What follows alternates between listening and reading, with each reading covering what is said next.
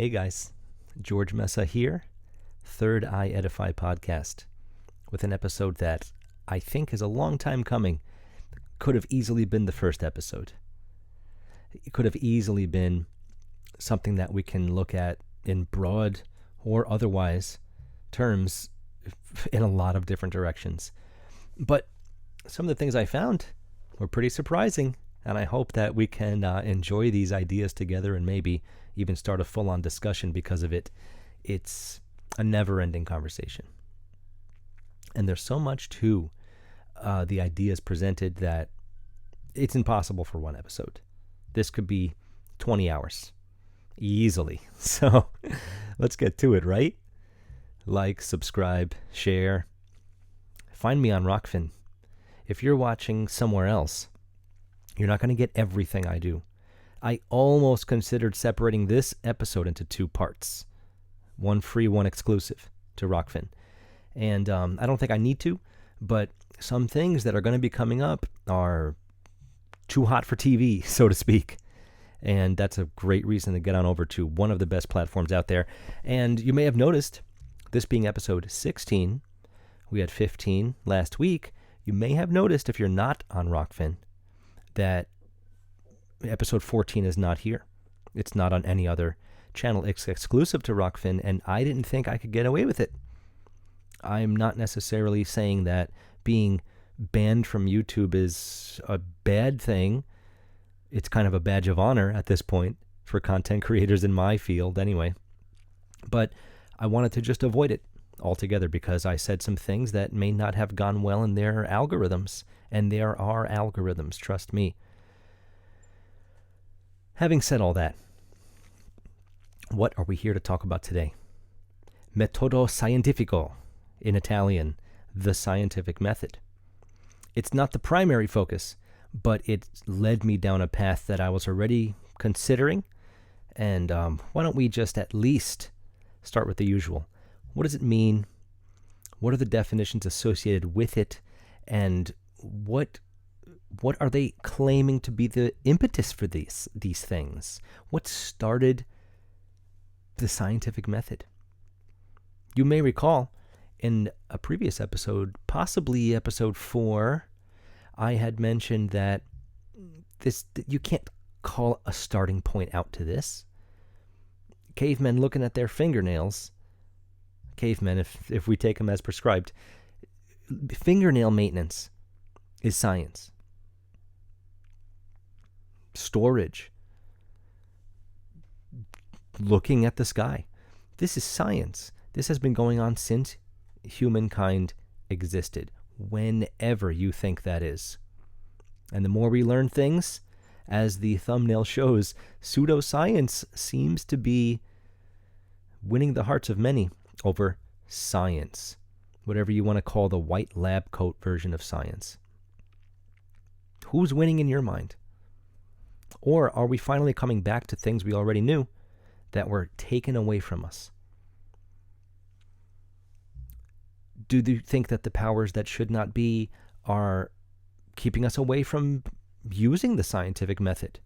Keeping us away from being able to rationally look at things, to make our own deductions, and to at least have a want to research from there?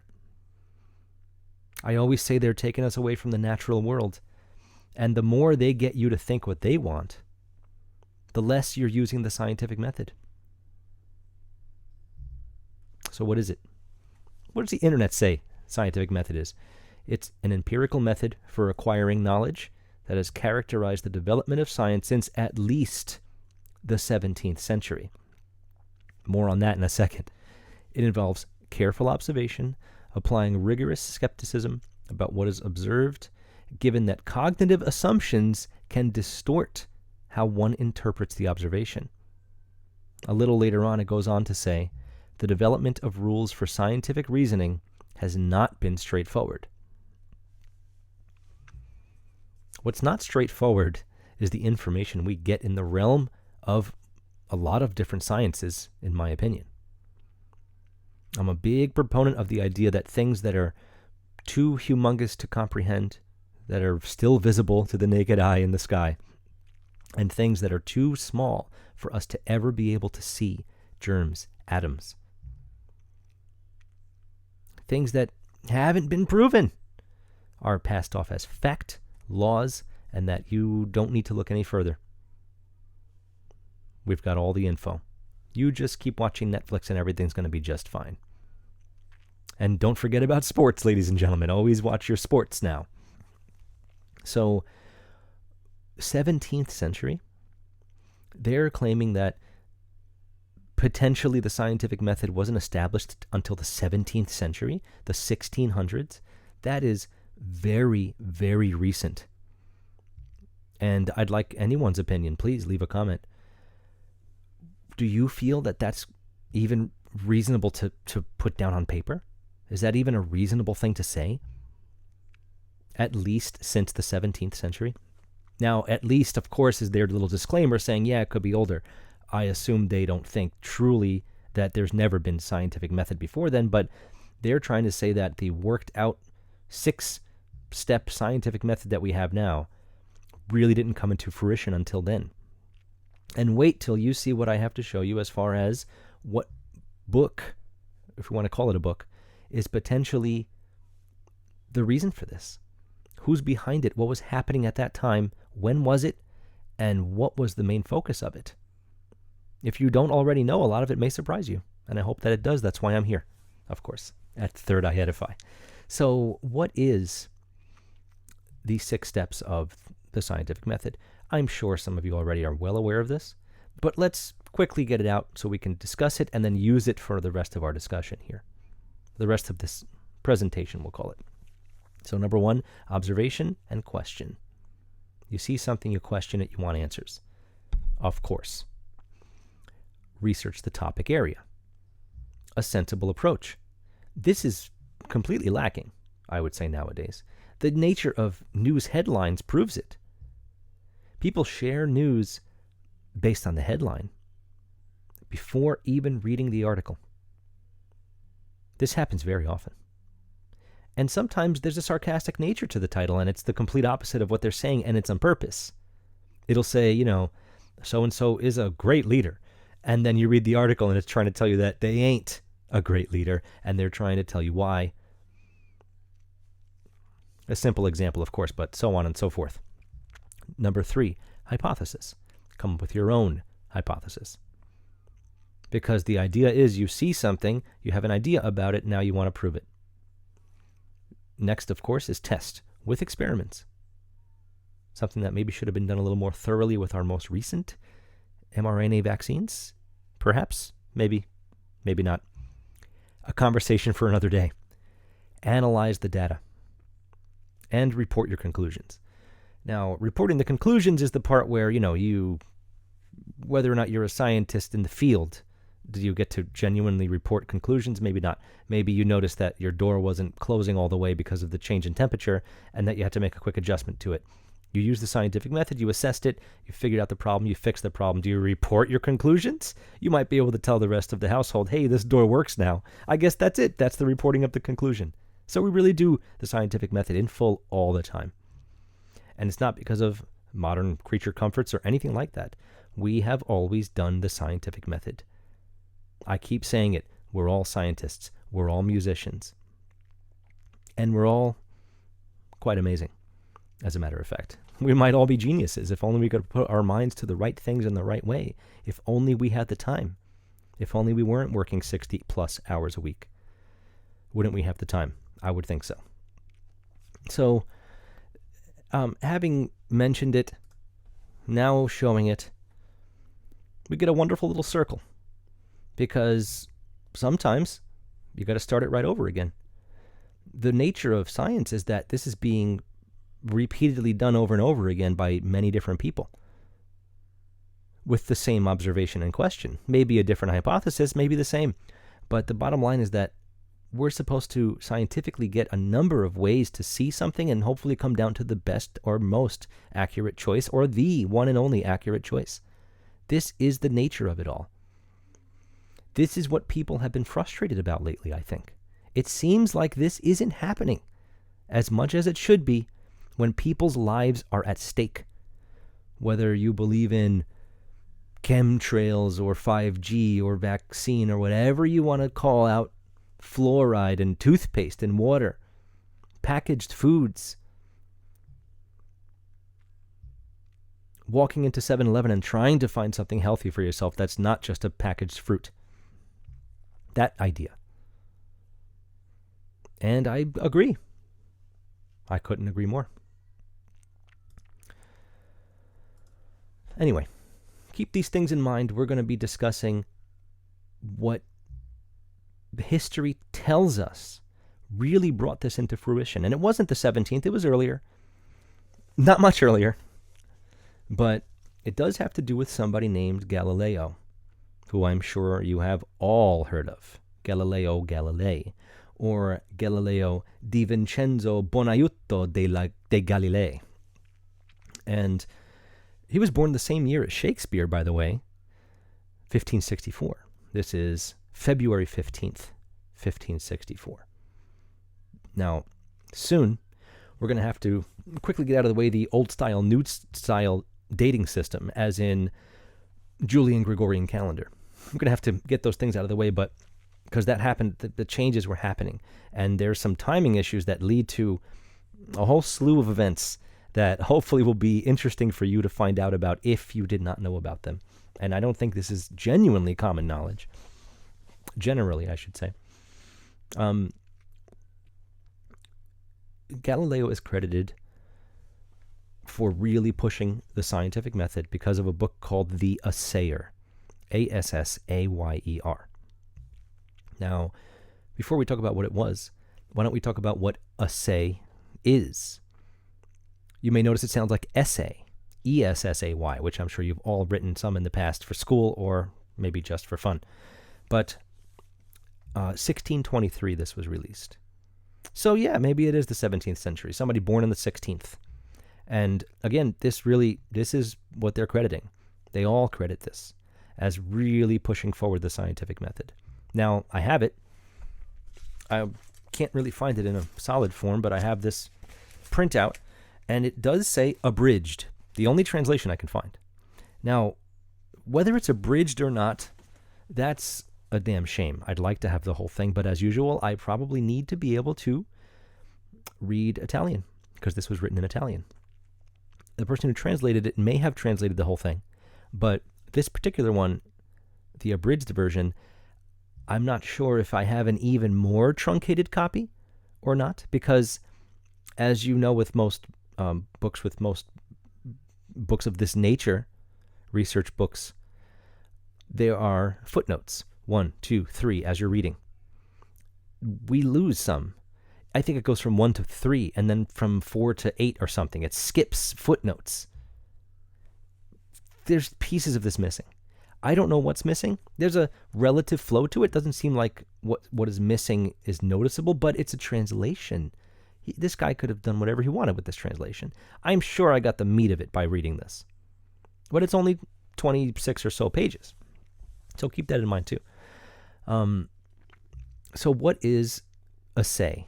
In Italian, il saggiatore. It is an examination or a testing. This is from the 1966 Webster's New World, which is the oldest physical dictionary I have. That will change, I'm sure. I'll have more soon enough. But the other type of definition for an assayer is someone who tests the purity of ore and its nature, its proportions of ingredients, especially for gold and silver. So now we're starting to get closer to the topics I'm going to really broach here, because gold and silver would be sun and moon. Now we're dealing with astrology, and as you already, I assume, do know, Galileo was one of our most revered, historically, one of our most revered astrologers, astronomer, whatever you want to call it. Typical polymath for the time. So what is an assay really is related to the word essay. What is an essay? In Italian, tema, or la prova, to prove. It could also mean theme, by the way. And the book certainly does have a theme. I lightly call it a book, maybe more of an essay, honestly. And an essay that he assayed. It's a weight or a weighing, or to test the quality of something. Now, of course, there are other definitions that lead to, writing an essay in school for a test or something like that. But it's the same idea. They ask you to weigh something against something else and describe it in essay format. So we all do know what this word really means at its root, assay. Keep that in mind. So why did he write this book? Who was it written to? What were the relationships? I think you'll find it very interesting. Well, here's an image of Galileo doing what he does best, or at least what he's best known for. He certainly was apparently a very vocal person, and based on the nature of this book, I would agree with that 100%. Keep in mind that Galileo is the man who finally pushed the Copernican model to the forefront, even though he was condemned for it at the time. We're going to be dealing with 3 world systems for the rest of this conversation. One is geocentric, the most ancient, Earth in the middle. The next is heliocentric. We're going to call that the Copernican model. The geocentric can be called the Ptolemaic model, by the way. And the third one is going to be by Tycho Brahe, the Tychonian model, where the Earth is the center. The moon and the sun spin around that, and all the other planets spin around the moon. Orbit around the moon, I'm sorry. All of this will matter as we discuss more and more. Galileo was of the notion that we were supposed to mathematically deduce things. Produce a theory, give me some math. That's nature. He said mathematics is the language of science, much like Neil deGrasse Tyson said the same exact thing. Science, math being the language of the universe. And it would take a lot more than words on a page to prove that to me. Galileo, wanted to say that the book of nature is to be read with mathematical tools rather than those of scholastic philosophy, as generally held at the time. This is the quantitative versus qualitative. This is essentially theory over fact in the end of the day. This math is not reality, whether it can be measured or not. The book of nature can become readable and comprehensible. In other words, nature can be worked down to math. The book of nature not being a book, but a concept that religion and science are married. Natural philosophy, in other words. And this is the nature of philosophical writings for centuries, millennia, from Plato all the way to Nietzsche. So definitely keep those things in mind too. Now, I did mention he was condemned. We'll get to that. So who did he write the assayer to? Not what it was about, but who he wrote it to. Because the very first words open this way. This is why I don't necessarily consider it a book, in quotes. I have never understood, Your Excellency, why it is that every one of the studies I have published in order to please or to serve other people has aroused in some men a certain perverse urge to detract, steal, or deprecate that modicum of merit which I thought I had earned, if not for my work, at least for its intention. He's discussing his book, Sidereus Nuncius, what is often translated to starry messenger. It actually really means sidereal messenger. And I think we can quickly discuss sidereal versus tropical, but we will get to that in a moment, not time. He wrote this to Don Virginio Cesarini. This is who we're seeing on the screen right now. He was a well-connected figure, studied at Parma, which is an ancient Ottoman school in Italy. He was friendly with Federico Sessi, who was the patron of the Accademia dei Lincei, the Academy of the Lynx, pretty mystical and ancient animal, which I don't think was filmed until recently. Maybe it was in that movie, I guess it's a documentary, Planet Earth, the first one. I believe that was the first time they filmed a lynx. That could be wrong. They were the publishers of this book, by the way. the Academy of the Links. They published the Assayer. And the printing press wasn't too long before this. So it's definitely important to note who was publishing at that time. Printing press was 1440. And this was not even 200 years later. So the other person that was friendly with Don Virginio Cesarini and with Galileo was Maffeo Barberini. And he's important because he was the future pope. He became Pope Urban VIII, the final Urban in the line of popes. And we'll discuss his importance and his relationship to Galileo very soon. Cesarini requested this. He requested it of Galileo. He essentially said he has to do this to rebut the Jesuit Orazio Grassi, who 1618-19 had written a manual about similar concepts astrologically. Moons of Jupiter, describing what occurred with comets. This is probably all sparked by the great comet of 1577. This may have kicked all of this off. Once that happened, everyone wanted to be an astrologer. It was an important time in the world. And seeing something like that can make a believer out of anyone who didn't think the sky was mysterious. So this guy, Orazio Grassi, wrote under the pseudonym Lotario Sarsi Sigensano. And I didn't see that last name, Sigensano, in the Assayer, but he quotes Sarsi throughout the entire tirade, where he at length goes into detail as to why he should be credited with everything, and this guy Sarsi should keep his mouth shut because he's working off ipse dixit, which is really, he said it himself. In other words, assumptions or plagiarism. He claimed plagiarism. That's the nature of this entire book.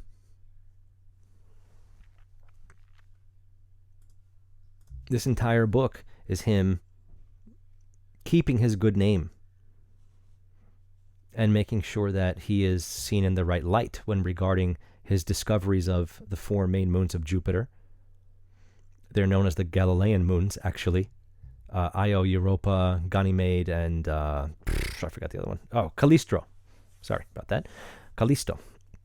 So who named them and who possibly discovered them first and what cosmological model he believed is going to be a big part of all this. Galileo was undoing the Copernican model. He wasn't helping. I'm so sorry. He was pushing the Copernican model. He was going against the Inquisition. He was going against the church, trying to retain geocentrism. He was going for heliocentrism. Now, why is this book credited as scientific method? It's credited with him saying that nature can be worked down to math and that the Earth may actually be not the center of everything. It could have been miscalculation. It could have been a lot of things.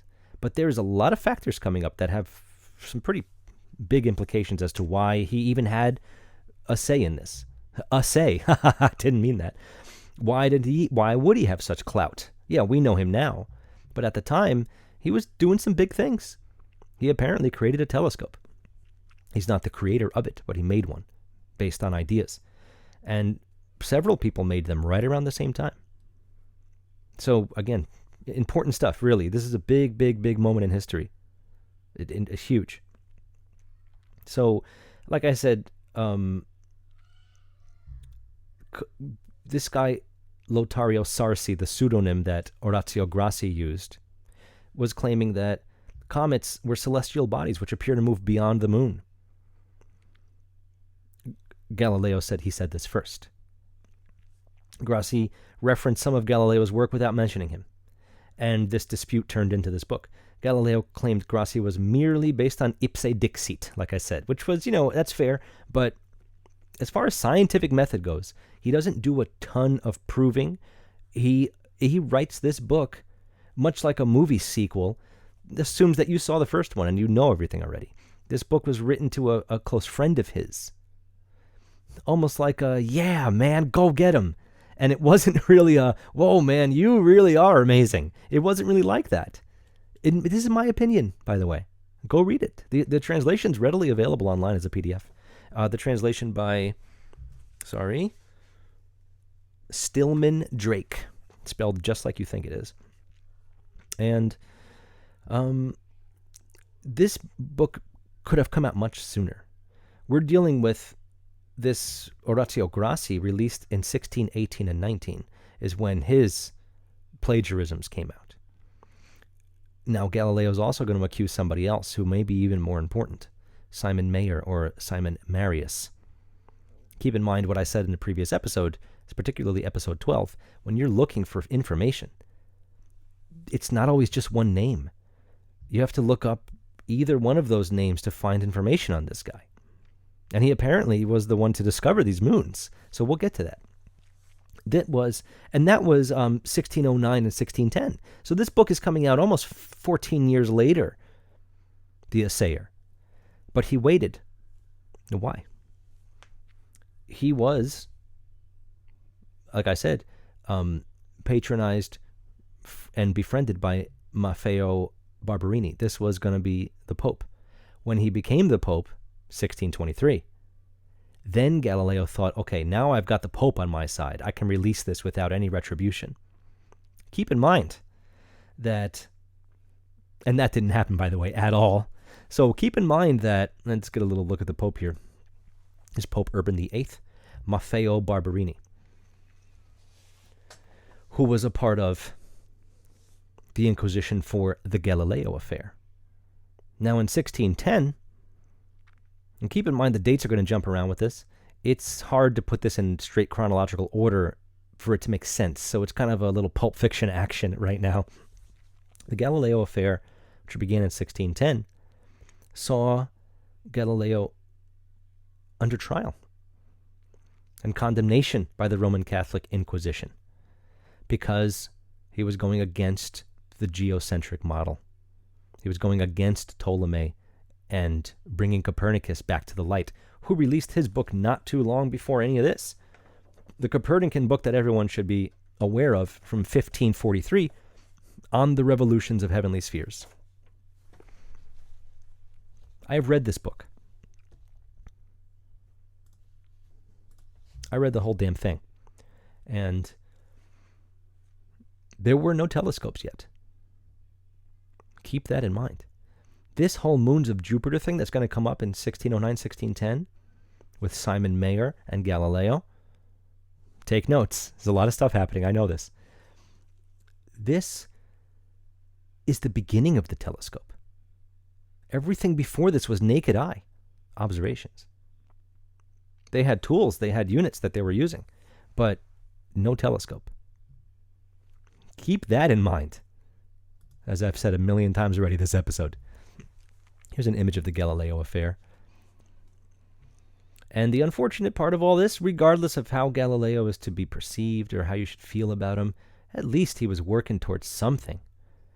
There may have been people backing him up, trying to get him in the wrong direction. But either way, he had a lot to say, and at least he made books. He has findable information. This is not always very common. That guy Simon Mayer, I can't find a translation of his book where he discovered the moons of Jupiter. I can't find that, where he named them. It's there. It's available in Latin, but I can't find it in English. And I think I did, but it's really, really expensive, and it's hiding inside of a long book that may have it in there, and I don't know who to ask. So I'll get to that, because I'm very curious to read the Simon Mayer book. He seems very important, and I've never heard of him until I started researching astrologers. Ancient astrologers, that is. So even though that Galileo affair began in 1610, and even though it wasn't until 1616 that the Roman Catholic Inquisition declared heliocentrism formally heretical, they didn't want Copernicus's book out unless it was fixed, in quotes. It wasn't until 1633 that Galileo was sentenced to house arrest until his death in 1642. So for 9 years, he was under house arrest. And it doesn't look like too much happened after that. I can imagine there was a period of deterioration for the man, regardless of where he's to be seen in the grand scheme of things, this grand history. And this is history we're discussing here. We're discussing someone who is generally credited with actually inventing the scientific method, even though that that 6-step circle I showed earlier is nowhere to be found. This isn't a book that gives you the scientific method. It's just being credited for bringing the concept to light.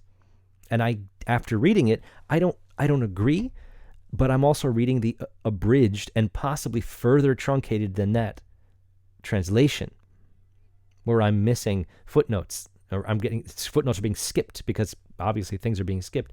Maybe it's in there. You'd think that the translator would have put it in there. It's hard to say. It really is. But anyway, he was put in house arrest eventually for trying to say that the sun was the center. Now, I don't think the sun is the center, but there are other methods that may prove something close to that. It's kind of like a mixed bag. The Tychonian model, it's kind of a mixed bag. It combines geocentrism with heliocentrism in some way, but it still has the fixed stars around us being a further distance than anything else. I can live with that for sure. So, and a quick note, I didn't really flesh this out earlier, the idea of natural philosophy, the philosophical study of physics, that is nature and the physical universe. Study of nature, in other words, dominant well before the development of modern science. And it's associated with romanticism, as a term I'm sure you've heard. The romantic music era is 19th century. So this is before that, and clearly it doesn't mean that they line up perfectly. Romantic music era with romanticism. But the natural world was believed to be one giant organism, not some machine that can be worked out with math and turned into, hacks and bugs and neurochips and all this other stuff that I've discussed in length. It's none of that stuff.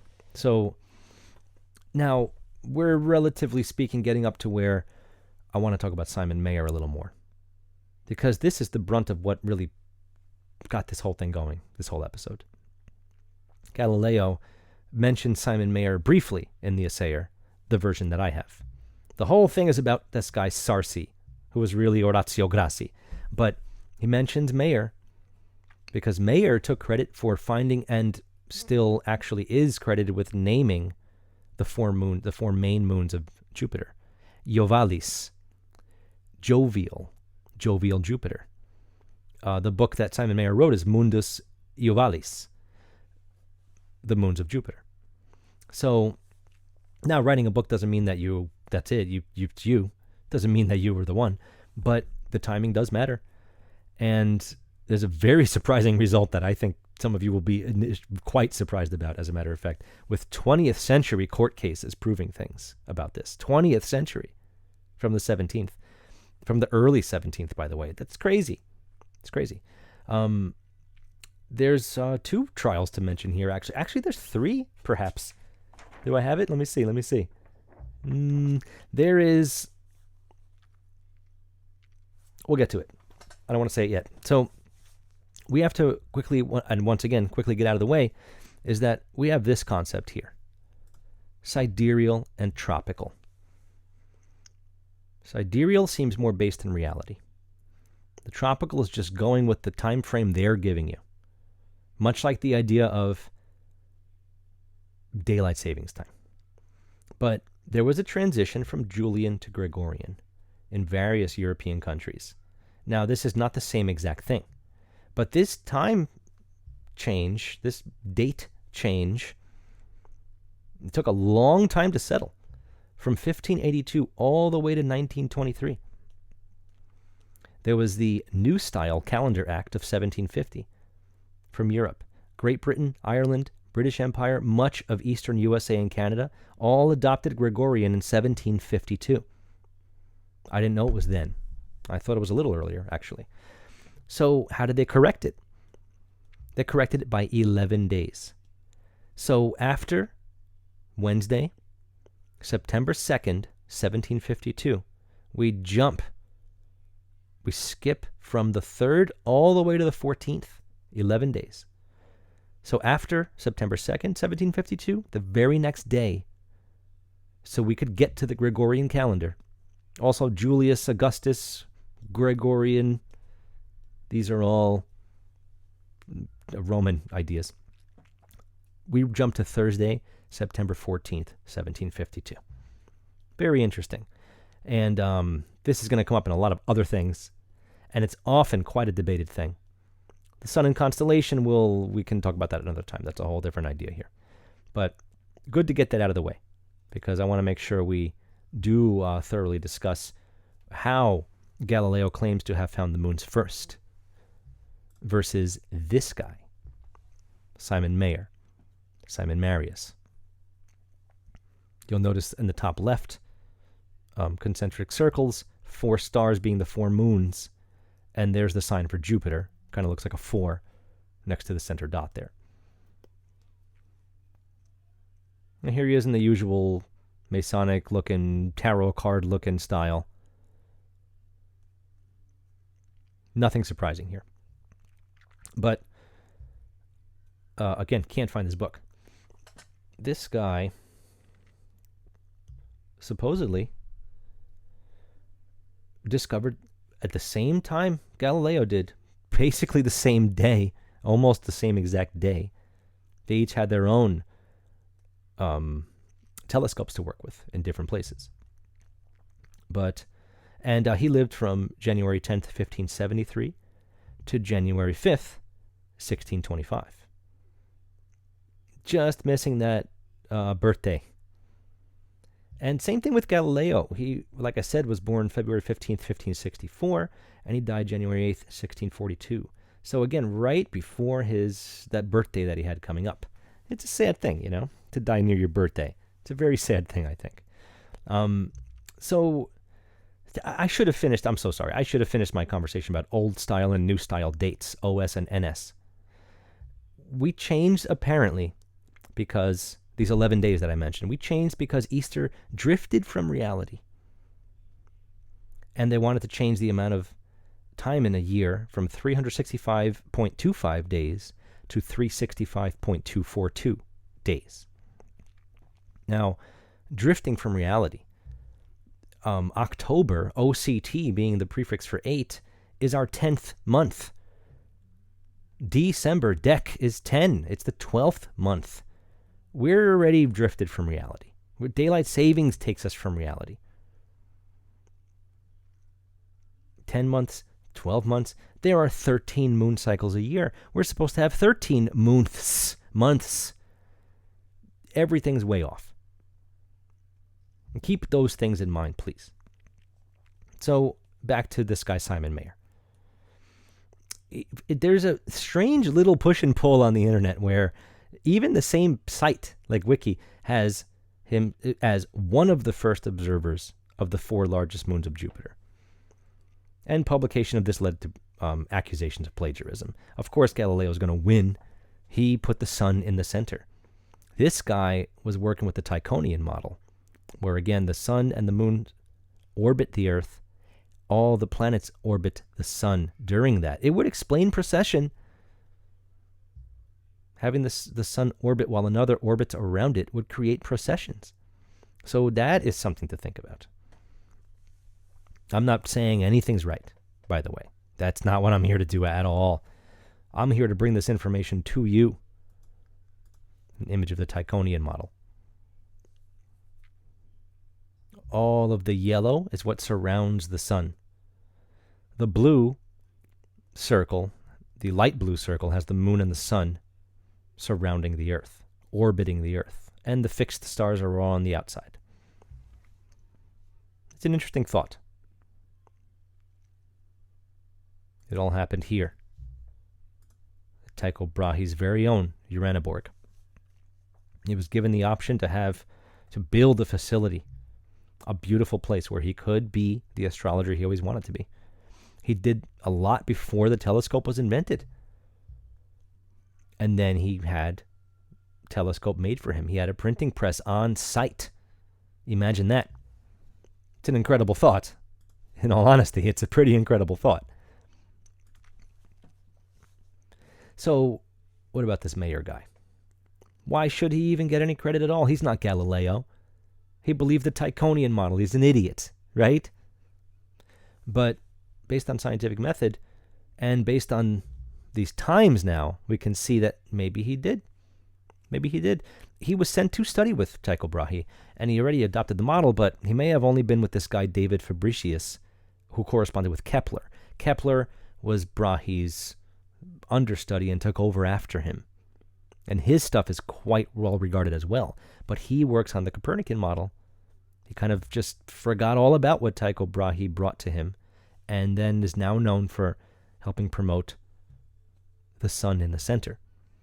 He used music. He used lots of things that I appreciate. I read his book a while ago, Harmony of the Spheres. And he also wrote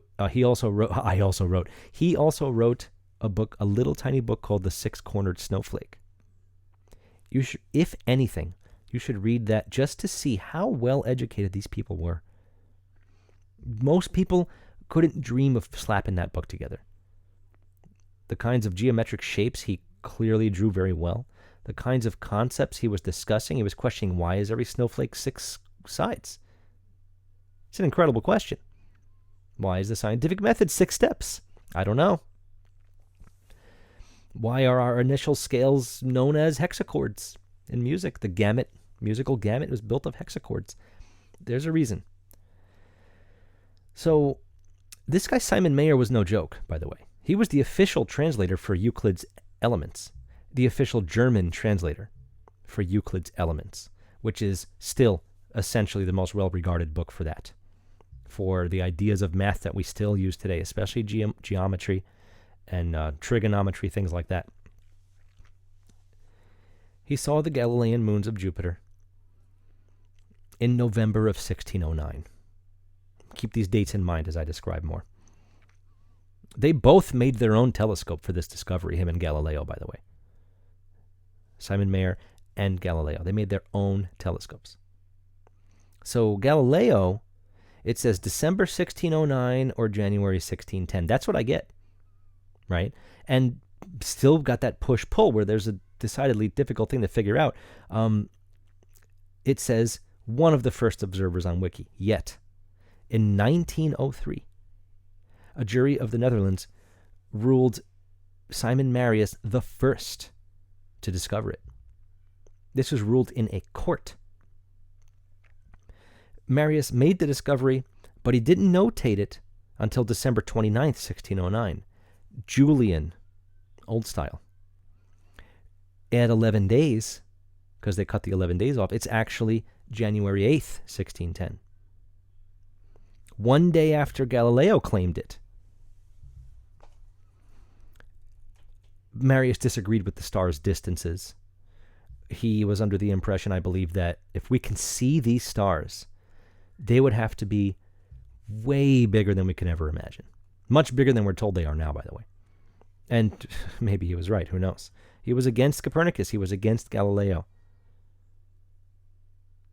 He wasn't supporting the heliocentric model. Maybe this is the main reason we don't know him. I wouldn't be surprised in the slightest bit. So the findings of this court is that Marius discovered it before he announced it. And he announced it one day after Galileo. That would sound like something to inspect and investigate in court, I'd say. The guy... Now, they weren't in the same spot. So for him to even know that Galileo proclaimed it would be pretty crazy, I'd say. A carrier pigeon wouldn't do it, and there was no cell phones. So how did they come to the conclusion? I don't have the facts of the court trial, but it wasn't a trial, I guess. The jury, they're saying a jury ruled. So interesting that this is what happens now. It's crazy to me, really. Let me see if I have anything else to mention from this spot here, just for a moment. Right, Copernicus, formally heretical because he wanted the sun in the middle.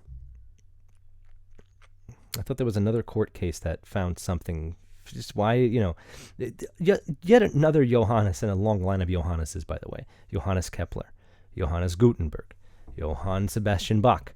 Johannes Brahms. There's always these Johannes people in Germany, philosophical, musical, and they write in Latin very often. So much in Latin. It's probably a Germanized Latin, but crazy, you know? It's interesting to me that telescopes were invented. We see the moons of Jupiter. It's debatable what their motion is. It's debatable if we ourselves are in motion as we view these things. As comets pass by, is the Earth moving? I can still see this comet. The comets last for weeks. They don't go away. It's crazy. So that's got to prove something to somebody. But there was debate. And right around the same time, heliocentrism was deemed heretical. Books were being taken off their shelves, so to speak. It's a witch hunt. It's the same exact thing. Without witches, of course.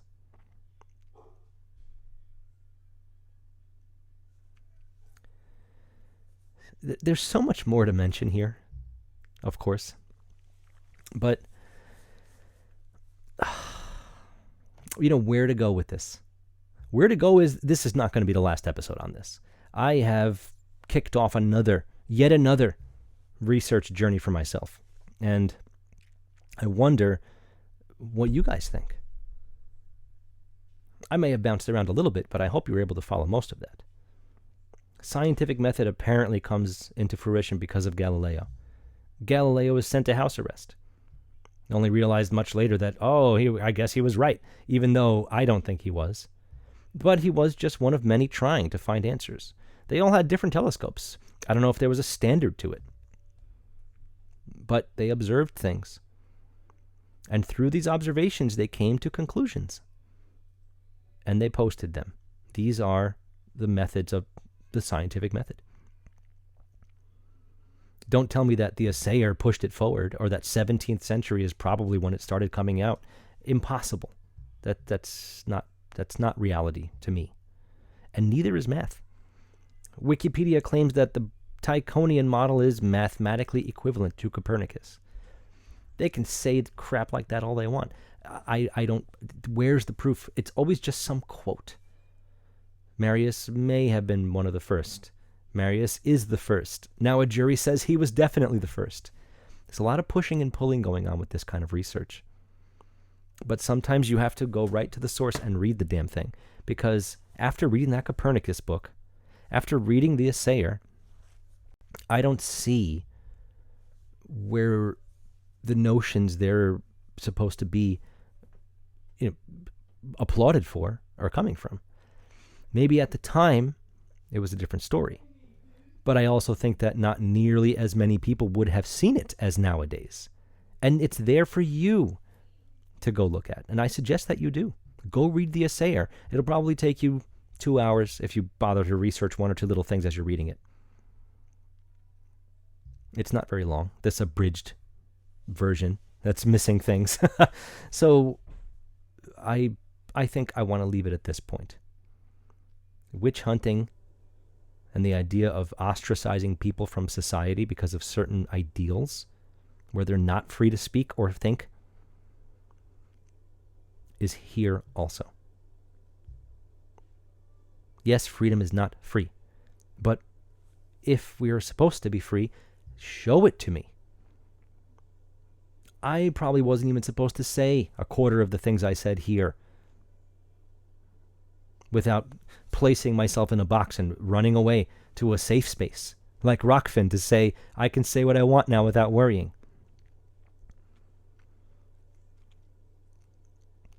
But I'm glad I got all this out here on this platform and many others, because I'd like this particular episode to have as much reach as possible.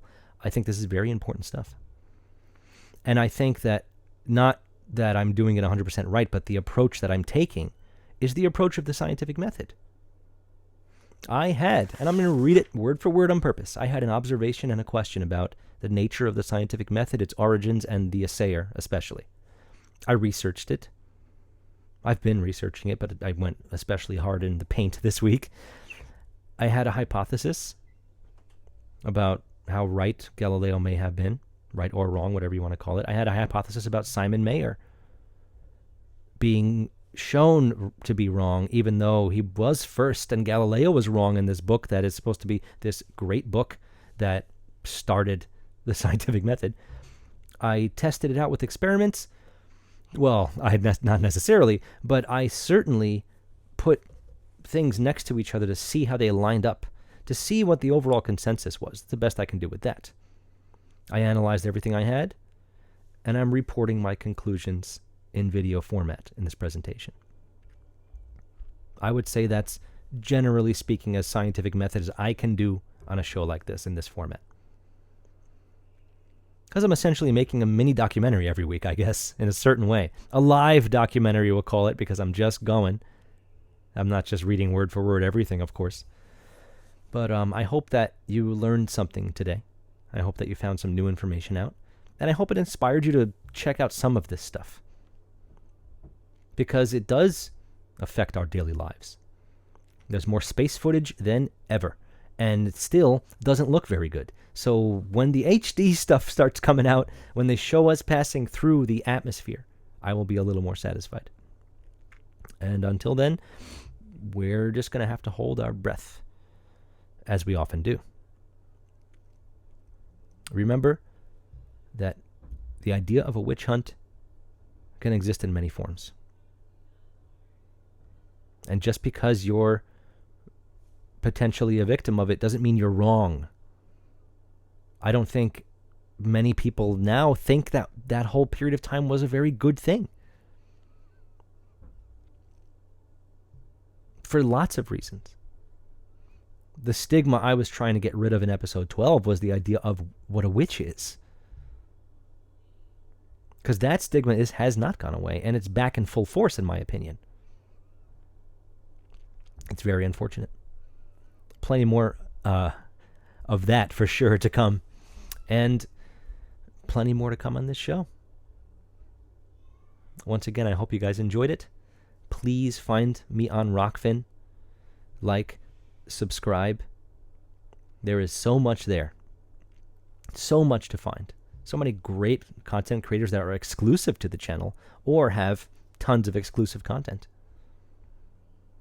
And some really big names. And more to come, I'm sure. Thanks again, and I'll see you guys real soon.